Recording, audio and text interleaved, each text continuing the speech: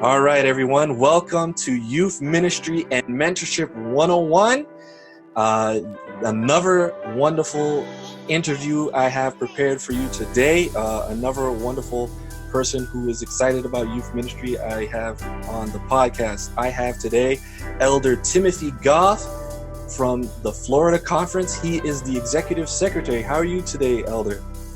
You know, I am great, Eric, and I really appreciate the invitation to take some time and have a conversation about where God's been leading in my heart and the privilege I have to work here in Florida. Awesome. So here we this is the first time I had somebody from I would say the administration level, you could say, of the conference level, the president, the executive secretary, or the treasurer, and you're one of the first ones here, so I'm excited to talk to you about youth ministry. So could you give us a little summary about your life and your call into ministry? Yeah, I'd be happy to do that. I have some Adventist background growing up, but very marginal, I might add, and away from faith, away from the journeying with the Lord for about 5 years. Although as an adult, sensed the calling of the Holy Spirit to connect. And along that way, I met a beautiful lady named Carolyn. And she did not have an Adventist background like I did, but from another faith tradition. And along the way, we decided that if we were going to get serious, we needed to know the Word and have a community of faith to be a part of. And together, we literally read our way into the Seventh-day Adventist Church. It's been a beautiful thing. So my wife actually married a pipe welder. She married me when I was a pipe welder. I had a previous career before I went into ministry. Wow. So I was in the building trades for 11 years prior to making a decision to go back to school. Wow. So, that's the long view way back, Interestingly, however, it was only less than a year after we got married that Carolyn took an interest in the publishing work. And, I was quite a leap to go from being in the construction trade to putting on a suit and doing literature evangelism. But, we made the plunge. And I did that for almost 2 years in Pennsylvania. It was an awesome training experience. I can't think of something that could prepare somebody better than working in the field, praying with people, handling the gospel and handling books and talking with people from so many different backgrounds. It was an amazing preparation. And at the time, I had no idea that I would ever be a pastor. I had no idea that. I had no desire, no aim to do that, not even on my radar. Wow. But along the way, a friend, Pastor Derek Morris, you may have heard that name. Yes. And he's, Derek Morris was pastoring nearby where I lived in Pennsylvania. And one day he came by our home and said, "Tim, I think you need to study for the ministry." And I said, "Derek, I think you lost your mind, man." But we welcomed him into our home and we talked for a little while. And long story short, my goodness, we moved to Maryland to go to work first and then save some money. My wife went to school first, and then I went to school after that. Went to Columbia Union College and spent 4 years there. And beautiful, God opened the doors, and we started working in Potomac Conference. And so that was an awesome journey. We went to Vienna and Warrenton Church as an associate, and then as a senior pastor in Warrenton, and then off to seminary.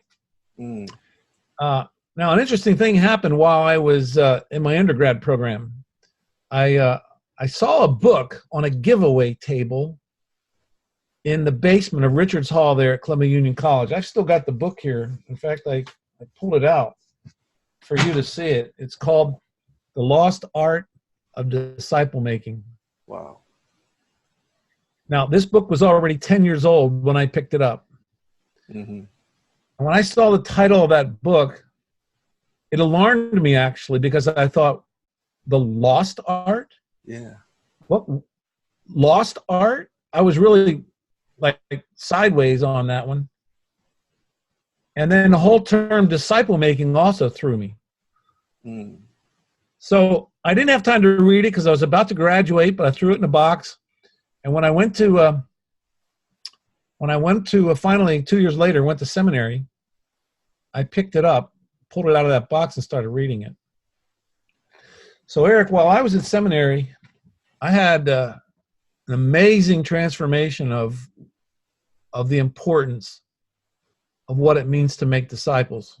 Wow. Up until that time, my understanding of disciple making was largely about delivering biblical truth as we understand it as Seventh-day Adventists. Yes.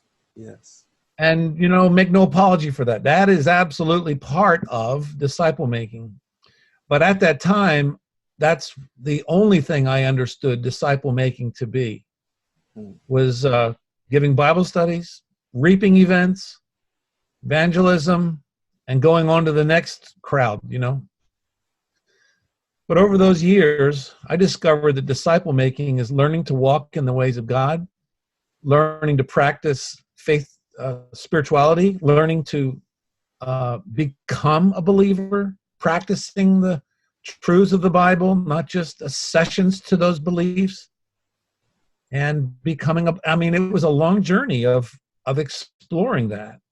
Later, I understood why the author, Leroy Imes, said the lost art, because during those times in the early 90s, late 80s, I should say, and then 90s, there was a struggle because the church growth movement was exploding. Mega churches were on the incline or the decline or the increase. That was the big deal. Getting huge crowds in churches, that's what it was about. The whole mega church movement, which has its great place. I have no argument about, for that. But the idea of actually mentoring and discipling someone, to come alongside someone and spend time with them, my goodness, it just completely rattled my cage. Wow. And led me on I think, an amazing journey of where discipling fits into the Seventh-day Adventist Church. So, that's a long kind of an answer there. We just fast forward here. After seminary, I came back to Maryland, served at New Hope Church. Pretty awesome experience there. A cutting-edge church, definitely in those days, 95 through 2001. And then with this passion of discipleship, I got a call to move to Florida to be a discipleship pastor at the Forest Lake Church. And I thought, man, what an opportunity to zero in on this value and understanding of what making disciples really is, So I took the opportunity to move my family. We had 2 kids by then, Andrew and Ariane, and we moved to Florida, served at the Forest Lake Church 5 years, emphasizing how to make disciples. That was a great training experience as well. And after that, became a senior pastor again. So that was amazing how that happened. Moved to Port Charlotte, served there 5 years, emphasizing disciple-making principles. Came back to Central Florida as a field associate for pastors. Did that for almost 6 years. Became the vice president for pastoral ministries. And that only lasted 2 years because last October I was asked to be the executive secretary of Florida Conference. Sorry about the sound there. I don't know if that's challenged there. But anyways, becoming the secretary last October. So my roles shifted here dramatically, but the value of discipleship will always be front and center in my heart. That's pretty much the fast journey there over a few years. Wow. Usually I just go on to the next question, but I just wanted to highlight something you said. You said that you saw that book and it was already 10 years old and they were saying it was the lost art. So this idea of disciple making, it's like we haven't been emphasizing it for a while now. And that's something that I'm interested in, because I think discipleship making and mentorship, these are things that needs to be emphasized a lot more. So it's interesting that you saw that as well in your journey. So Yeah, no. What's alarming to me, Eric, is that while at the seminary, the value of small groups, discipling relationally with others, began to grow in my understanding, especially on the life on life concept, even though I didn't know those words back then. And one of my friends, Bob Cundiff, he's currently in northern New England now, and is president there. I remember him, we were together, we were hanging out at seminary quite a bit, and I remember him saying to me that that this thing about discipleship, he said, you know, you're way ahead of the curve here on this.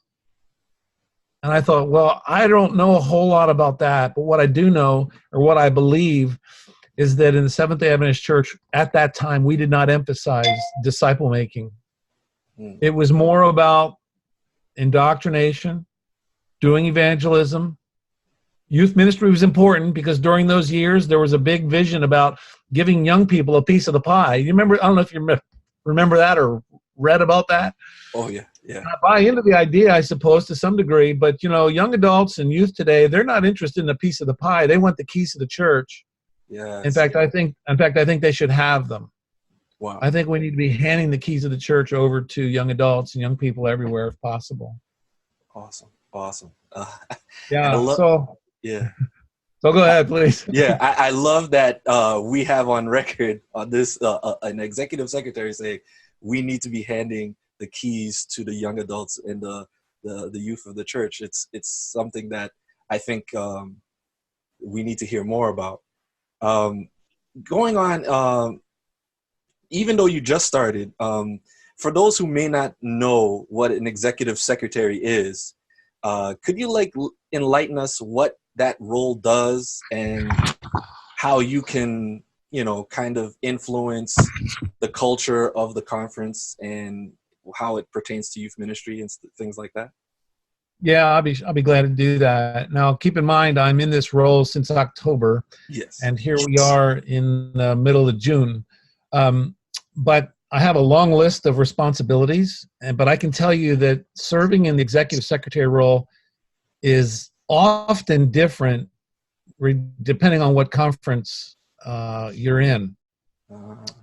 Because of the size of conferences, the necessity. I had an orientation earlier this year at the North American Division, and at least 2 of those secretaries were also treasurers of their conference. I understand that's not uncommon, but in Florida, we have a large conference, and as a result, I serve as the executive secretary. Some of the responsibilities include being like vice chair of the executive committee. Mm-hmm. We have to keep track of enormous amounts of records for the executive committee, the administrative committee. We have an operations committee, quite frankly, to handle many, many decisions, so that all those decisions don't have to go to our administrative committee. But working policies, keeping us in conference, or shall we say in alignment with the Southern Union, North American Division policy. Have to coordinate with legal counsel. When we run into some challenges in either of our employees or something that may have happened in a local church, we'll handle legal counsel or work with them. We have to coordinate and establish the quadrennial sessions, our constituency meetings. Yeah. A lot of details there. Serve as a conference clerk, but thank you. We have an awesome clerk named Susan who does an awesome job. In fact, without our team, I don't know where I would be, to tell you the truth. Wow. Between our assistants who handle all of those responsibilities in admirable ways, I would be completely lost without them. So let me freely acknowledge that without an A team like we have there, it would be a huge challenge. Yeah. But we have other responsibilities there, such as religious liberty, is an additional one. A disabilities ministry would land on my desk. Year-end reports for the North American Division, Southern Union. Service records. Employees want accurate service records, and our office needs to handle that as well. So I'm grateful that we have someone that can keep up with that. So but beyond that, I work closely with the treasurer and the president. The president, Alan Machado, and our treasurer, Lisa Raming, are just two awesome, God-honoring people, and I consider it a privilege to work beside them. Awesome, awesome. I'm sorry about this notification. I have no idea how to turn it off, but well, I don't know if you're... I think that's basically showing that your job is a very busy one. I'd love to turn it off if I knew how. I don't know how. Yeah. So, especially if you're anyway, sorry about that. It's a little tough, but it's all right.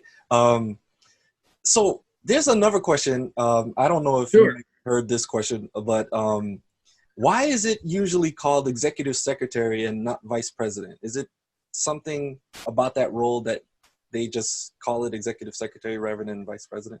Yeah, Eric, that's an awesome question. It's very important, I think, for our church members and to understand that the Seventh-day Adventist Church does not have a presidential model.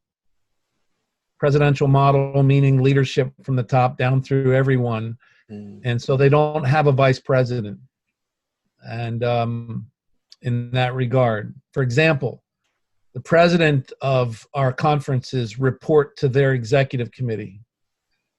The Florida Conference treasurer reports to the executive committee, and I report to the executive committee. So it is not a presidential model, unlike businesses and even some of our church-run institutions, like healthcare. They have a presidential model in the healthcare, in most healthcare units, at least that's what I understand. But in the conference work, the executive secretary reports to the executive committee, and so we work collaboratively together, the three officers, but we don't necessarily report to them as such in terms of accountability. Nice. Having said that, I don't serve without consulting with the treasurer or the president. And so we work collaboratively. And quite frankly, it's a God-honoring experience. Yesterday is an example. We sat for about an hour and a half in the after administrative committee, probably, when did we start? Somewhere around 5:30, 6 o'clock at night, and just sharing calendars and sorting out, where we're going to be and what we need to do over the next several weeks and months. And so we are working collaboratively. So that's pretty much a long answer to a short question, but that's the way the system works. Yeah, it's interesting because I was always curious about that, and I always thought about that, but now it clearly makes sense that with that term vice president, it's kind of like you are under the president and you report to the president, but that's not the case. You guys are all you're all entities that report to the executive committee and have different roles and responsibilities. That's correct. That's correct. Interesting. Cool. Yeah. Good. So, yeah. So that's something so we can learn more about how our church is run. My next question is going right into youth ministry. From your position, do you believe that the church is being proactive in mentoring or reaching and engaging Generation Z? Thank you. When we talk about Generation Z, we're talking about those born in the late 90s, right? Into the early 2000s? Yes. Okay. Wow. As a backdrop here, I might add that when I was at seminary, I took just about every class I could take in youth ministry and young adult ministry. And it was very meaningful to me to do that. So youth and young adult ministry is pretty important. I think it's vital. How well are we reaching Gen Z? If I was to look across North American division, I would say it's happening in pockets. We certainly have an education experience in the Seventh-day Adventist Church, unlike any other Protestant group in the world. It's been once said by, was it George Barna who said that the Seventh-day Adventist Church basically is a school with a steeple? And or I think it was him anyway. But we put a lot of resources and energy into discipling youth and young adults through our education. Mm. from our elementary schools through our middle schools, our high schools, academies, colleges, and universities. I would say that is a huge contribution to seeking to minister to Gen Z and every succeeding generation, I might add, too. Mhm. So are we effective in reaching Gen Z? I think in pockets. Outside of education, probably only in pockets here and there where conferences maybe have enough resources to have vibrant youth ministries. I believe there are summer camps that are effective, but they're limited on their, how much they can do in a year. I mean, they only usually get a week, maximum two, Yeah. interfacing with youth and young adults. Let me give you an example of something that started in Florida 2 years ago at our summer camp. We have a pastor who was working part-time at the University of Florida, and he was also active in his church in Gainesville. And we had this concept that maybe he, in the summertime, when classes were a little bit less on campus, could give some emphasis to the students. When I say students, I'm talking about the students at summer camp, not the kids, but the upper teens and early 20s that are coming there to work, Mm. and to be with them. Here's what happens. We have a lot of recruiting going on to hire college students and university students to come work at summer camp. Yes. But interestingly, they need as much support, mentoring, and discipling as do the kids that come there to play and recreate. And so it's a beautiful thing that happened there, because I think for the first time, those students from the universities and colleges that came there, they were being ministered to by Angela Grasso. Amazing outcomes from that alone. So that's something we try to maintain, even only if it's only at the camp. But in terms of reaching the Gen Z, we really depend upon people like Juan Martinez, and our Pathfinder director, Pedro Perez, and their teams to provide not only ministry, but serving opportunities, both recreational and inspirational, for them to be involved. It's probably the best answer I can give you, not having my hands in so many things across the field. No, it's fine. That was a good answer. It's like so you're saying through basically the education system, we are top notch when it comes to empowering and mentoring and discipling our young people. If they're in the education system, it's doing an excellent job, you would say. Well, I think the records will reveal that, at least in Florida, a huge number of our baptisms per year are the result of Christian education. So it is a reasonable thing that we continue to invest there. How well we're doing in discipling, mentoring, that probably is still out for jury. Okay. Because again, it's one thing to know our beliefs, our distinctive beliefs. Quite another thing to have someone come alongside you and mentor you. Mm-hmm. Back in first century, it was common for a young man, anyway, to seek out a mentor, Right. or someone to disciple them, to Yeah. be their rabbi, if you will. Yes. I think that's what the early disciples, James and John. I think that's what Andrew. I think when they came to Jesus after his experience in the wilderness and wanted to know where he was staying, I think they wanted to inquire about maybe following him as their rabbi. I mean, that's my speculation anyway. Yeah. And they had no idea what they were asking for.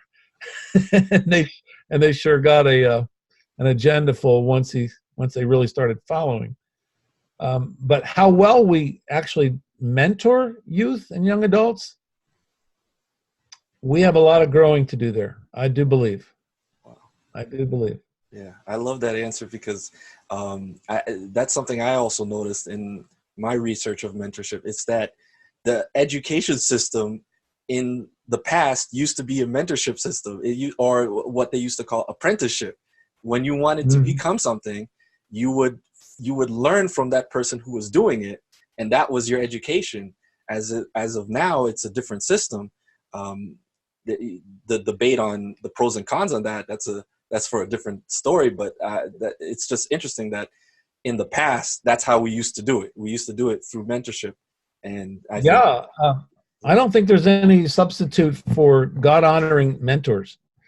And if I might spin on that a little bit, Eric, I'll just let you know that one of the items that we've developed from our ministerial department, again, this was while I had the privilege to participate there, along with my predecessor, Tim Nichols, we developed a model of training the interns coming out of seminary. Tim Nichols probably had the lion's share of the curriculum for that over those past 10 years prior to my serving there. But there was a 4-year curriculum. But again, this was more about giving interns a learning opportunity that they probably did not have at the seminary or in their undergrad. And it's amazing how many students, or shall we say seminarians who've graduated, will say, wow, we didn't learn that at seminary. And or there's pastors out in the field, working, and said, wow, they didn't teach this at seminary. And it's true, because the seminary, as awesome as it is, there are limitations to being from not being in the field right there where the stuff is happening. Yes. Where policies are being challenged and members are less than happy about whatever. With that in mind, it has been our privilege as a conference to partner with the North American Division Ministerial Department, Dave Gemmel and Ivan Williams and Esther Knotts and Jose Cortez, to partner with them on a model of including supervision, coaching, and mentorship. So we have a full-time worker in our office, pastor, who's earned his degree in coaching and is helping us establish a mentoring, coaching, and supervising process for our interns as well as our externs. Externs meaning those that have gone to undergraduate but have not been to seminary yet.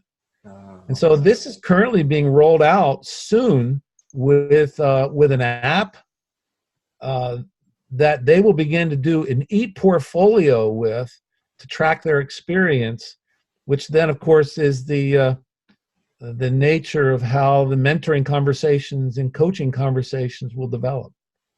So I'm probably giving you more than what you asked for there, but it's something I'm very pleased about. Where Alex Schussler is his name, who is developing that for us, and it's just an awesome thing that's underway right now. No, that's awesome insights, because that just shows how conferences value mentorship, and how you guys you're utilizing it for your pastors to help them become better pastors. So hopefully when those pastors are being mentored, they can start to realize, oh man, our young people need this in our local church and stuff like that. And that's how the conversation starts. We just know that we all need coaching. Yes. And, here I am, later in my ministry, but I get coached every month. This Friday, I'll be coached. I've got a life coach that I value, and we have connected every month for many years. And I also have the privilege to coach others. So pastors will check in with me, and I'll have, from time to time, regular appointments on coaching others. Keeps me sharp. In fact, coaching others helps me learn how to be coached, if that makes any sense at all.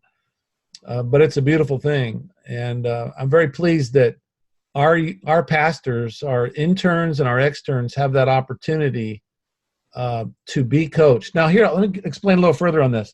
The supervisor is the field associate. And the field associate makes sure they're on track for either ordination or commissioning. Commissioning for our female pastors, of course. Our mentor could also be the supervisor, but not necessarily. The supervisor, the mentor might be their senior pastor. They might be on a staff, a multiple staff. Mhm. Or they might have a district. They might be, of an age or maturity where they're ready to take a district. Either way, there's a mentor. Now, the coach, on the other hand, is an opportunity for that intern or that extern to initiate a call. So you see, a supervisor may call the intern, a mentor may call the intern, but the coach arrangement is for the intern to reach out to someone and can share what's on their heart. They may be facing challenges, and when they talk to their coach, there's a firewall between the coach's conversation and the supervisor's conversation, if that makes sense. It makes There's got to be a safe place. Yeah, there's got to be a safe place for the intern and the extern to be able to share what's going on in their life. I don't care what it is, what's happening in their life. They need a safe place to do it, and we believe the coach is that person. So anyway, a little insight on our strategy there. Yeah, that's awesome. That's awesome. Yeah, sure. And hopefully, these programs can inspire other people to have them local churches or even other conferences and stuff like that. That's what's so cool about it. Yeah, well, we consider it a privilege to be at the table and sharing, where God's led us as a conference. Awesome. So going along that line, as a conference official, as an administrative officer, how do you feel that your level of role and responsibility influences youth ministry into the conference as a whole? Do you feel like because certain things I've noticed in youth ministry, like as a former Pathfinder director, the club took on sort of the personality of myself as a director. Being someone who is strict or someone who was excited about it. The club started to have that kind of personality as well, because everyone was looking to me for leadership and the example. So do you feel like the conference does the same with administrative officers? Like if the president, yourself, and the treasurer were not emphasizing youth ministry, would youth ministry decline? Or what's your opinion on that? Well, I've got a high value for both Juan and Pedro. So if I wasn't there, I believe youth ministry would go forward. I believe they would. Because I think they're excellent leaders. And I think the same would be true if Alan or Elisa and I were not as engaged as we are. So having said that, however, it's our privilege to resource them where we can and be available. For example, we have our Pathfinder event, our year-end event is called Red Zone here in Florida. Yes. And I can't get there every year, but I was there this year. And while I have no official capacity in terms of speaking or appointments or sessions of any kind, I like to show up. And if they invite me, I'll go on the stage and I'll say good things about God's purposes and calling young people and, greeting them and connecting with them where I can.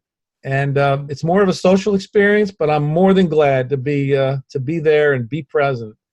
I missed last year, but I was there the year before. I think I walked 13,000 steps that day, all over the camp, checking in with campers in the 3 or 4 different camping zones that they have. I think it's 4, but I consider that a privilege. And our treasurer, Lisa, does the same thing. She's very involved in the Pathfinders, and I know that our president, Alan, is also very, very supportive. In fact, all 3 of us are going to Oshkosh. Awesome. And, can't wait to do that.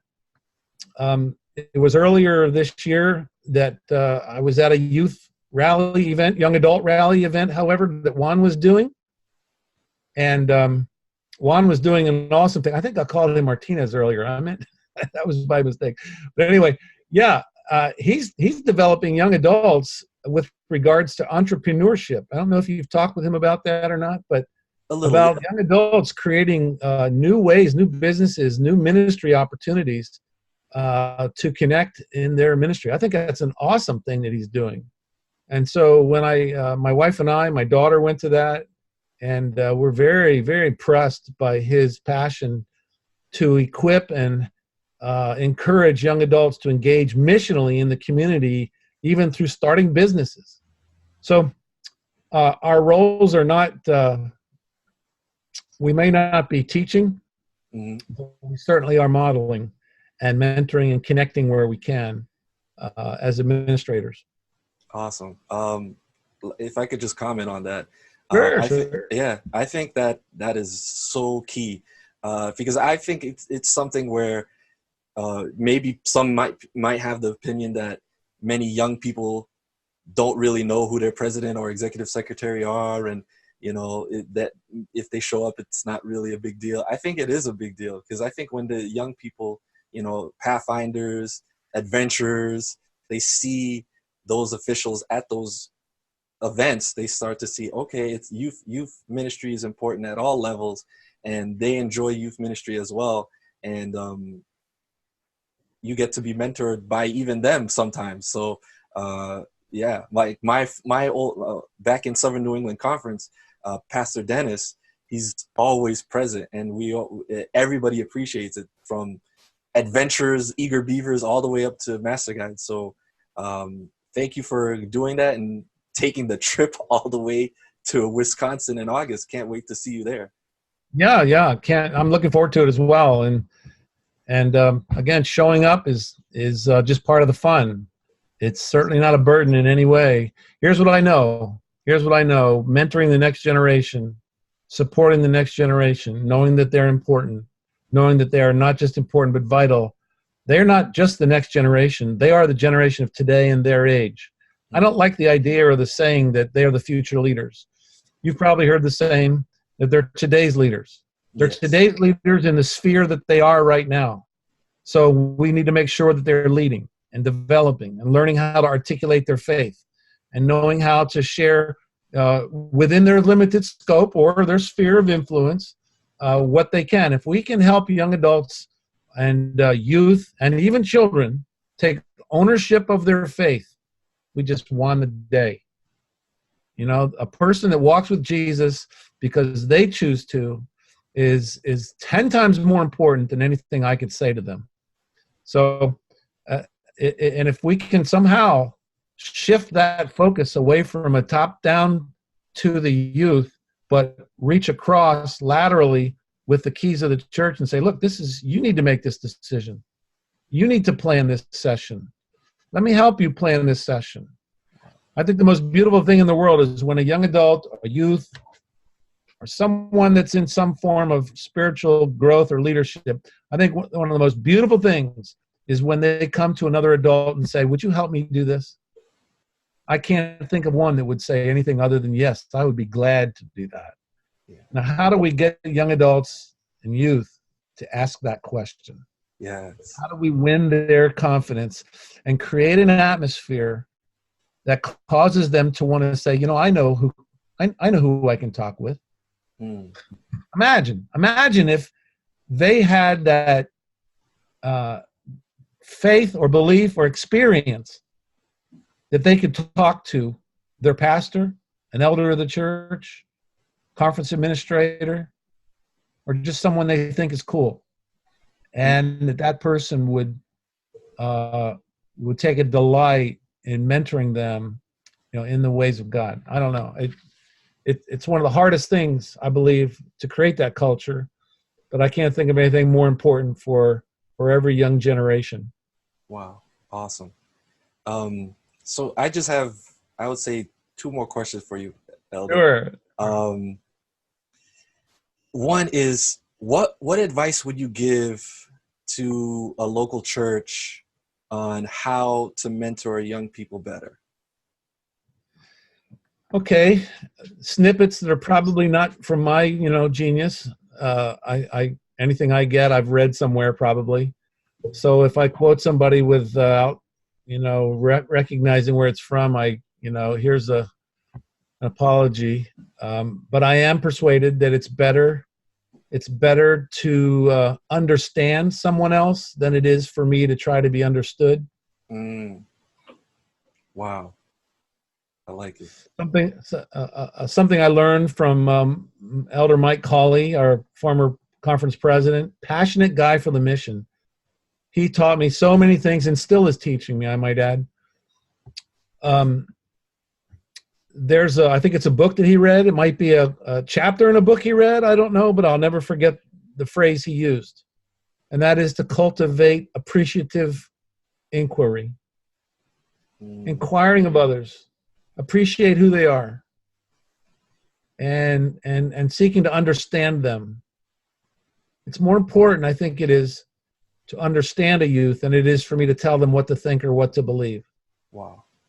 I'm persuaded that where and when people are trusted, they will ask questions.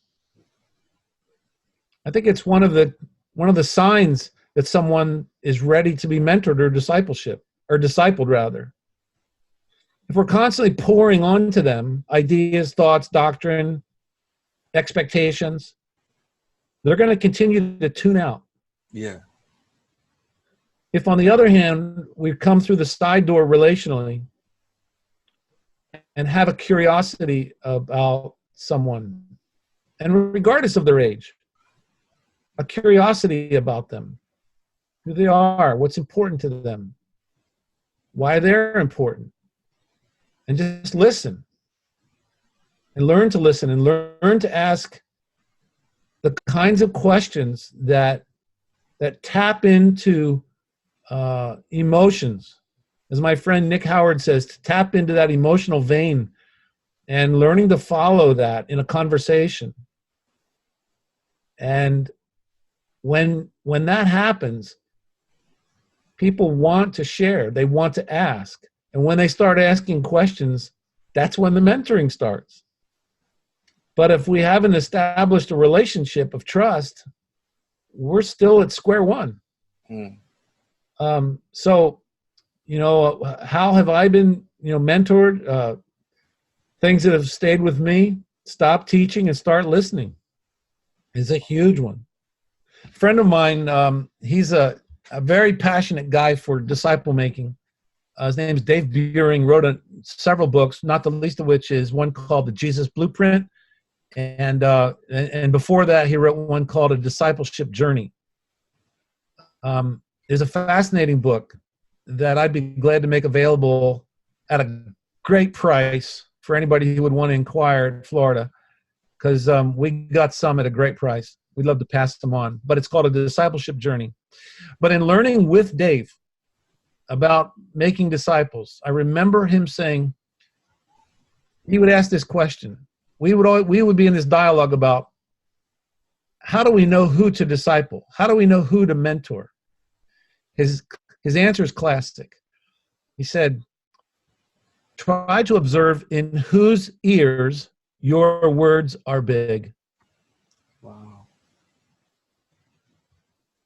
Try to identify with in whose ears my words are big. In other words, with whom do I have influence? Yes. And if that is noticeable, that's perhaps an opportunity to invite someone into a mentoring or a coaching or a discipling relationship. I think it's reasonable. And maybe it's even a responsibility that all can share. And Eric, I'll dial in just a little bit more on this. No problem. Because I believe that anyone who is a believer in Jesus can mentor someone else. Yes. And I don't care if they're 10 years old or 20 years old or 50 years old. Doesn't matter how old somebody is. What matters is, does the person have something to share, something to give, something to care for someone else? And if I have information And if I have a relationship with Jesus that they don't have or are unfamiliar to them, and if I can recognize that, and if there's at least a trust level between myself and that other person, then I can mentor them. I don't have to have a degree. I don't have to have an education. I don't have to have special training, although all of that is wonderful and good. I'm reminded that I was mentored by people who didn't have theology degrees. My wife and I went, before we got married, get this, before we got married, I told you we read our way into the church. Yeah. After discovering the Sabbath, Carolyn and I went to a Seventh-day Adventist church, very first Sabbath, January 6th, I think it was, 1980, right? So here we are, walking into a church. They hadn't had a visitor in months. They hadn't had a baptism there in probably years. And we walk into the church, and there's a guy preaching. He's the elder. I didn't know that. I thought he was the pastor. His name was Randall. His wife was Pat. They're in their 40s. We're in our 20s. After the service, he came over to me to greet us. And I said, or he said to me, want to know who we are, what we're about. And I said, I need to be baptized. I thought he would drop over when he heard that. Mm. He was so shocked. Somebody walks right into the church, never met them before, and wanted to be baptized, right? So he and his wife invited my wife, or my fiance, actually, invited us to their home. We went to their home Sabbath afternoon, ate some food my wife had never eaten before. It was a little unusual for her, not all that unusual for me, but we spent the afternoon together, out of which started a Bible study. We started spending every Sabbath at their home together. Every Sabbath afternoon for 3.5 months, we were at their home. And sure, we had a Bible study, but more than that, we had friendship. And they were mentoring, and they were hearing us and learning about us and loving us. And we had a lot of things to learn, a lot of things to change in our hearts, but they weren't pushy at all. They just loved us right into the faith. And 6 months later, we got baptized. Wow. And a year later, we got married. Why am I telling you this? It's because people loved us into the faith. And I think that anybody can mentor someone else who's willing to be a friend and to take interest in someone else, to look where God is leading. And as Henry Blackaby says, and join God in what he's doing. Just join him in what he's doing. The world would change. I don't know. I'm preaching now. Sorry. No. That was awesome. Elder, that was a blessing. I mean, you just covered practically everything of the usual questions that I usually ask of what sticks with you to this day, and any words of encouragement. You've answered those questions, and just speaking with you today, I've been blessed in realizing that if I have Jesus in my life, I don't have to be waiting for the world to call me a mentor. I'm a mentor, and that's right. And that is such a great blessing to know that God trusts us to pour into others and just spread that gospel and just love. And I just love that statement you said, you were loved into the church, and I think that's what we need more of. We need more loving people into the church and less indoctrinating, I would say, or that kind of way. Loving into the church, I think we'll see our church grow in amazing ways. But Elder, it was a blessing to have you on the podcast. I continue to pray for you and your ministry, and God bless. All right. Hey, thank you, Eric. It's been my pleasure. May God bless you in your journey.